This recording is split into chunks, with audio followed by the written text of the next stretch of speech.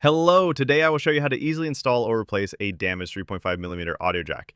In this case, it's a 3.5mm 4-pole jack, but the technique remains the same for replacing a 3.5mm 3-pole jack.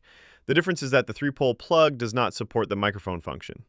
This guide will also help if you just want to make a shorter 3.5mm audio cable. To complete this task, you will need a multimeter, some tools, a soldering iron, and some heat shrink tubing. The first task is to burn the fabric sleeving if it's on the cable. You will also need a suitable 3.5mm jack. In my case, it'll be 4-pole. A link to the replacement plugs is in the video description.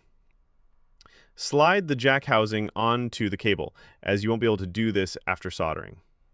Next, use fire and a sharp knife to remove the cable's fabric sleeve and outer jacket. Then separate the wires by color. Then tin all wires. This will make soldering the wires easier and improve soldering quality.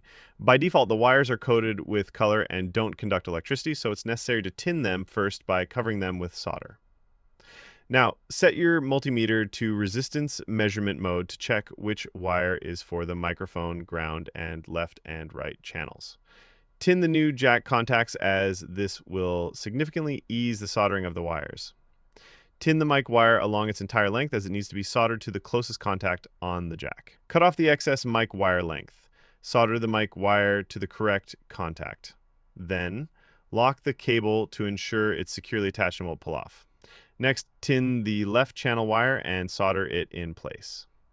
If necessary, you can trim it shorter, but the important thing is to ensure none of these wires touch each other, as this would cause a short circuit and the cable or headphones won't work properly. Also, make sure to solder the wires in such a way that they can still move slightly. In the same way, solder the right channel wire and the final ground wire.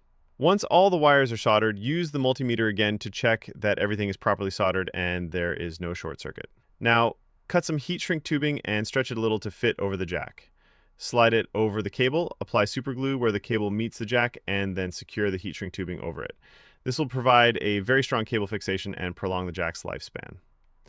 Next, take some of your grandfather's nail polish and apply it to all the contacts to prevent short circuits in the future. Apply super glue over the jack thread and contacts, then screw the jack housing tightly. This will help the housing stick and the jack will be securely attached.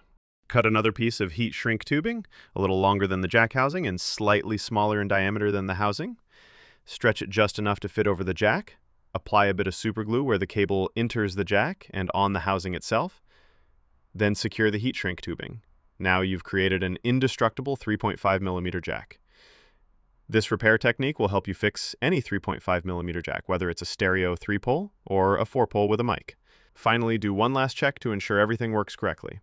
If you have any questions or suggestions, feel free to write. As always, I'll appreciate any comments or likes on this video. Goodbye.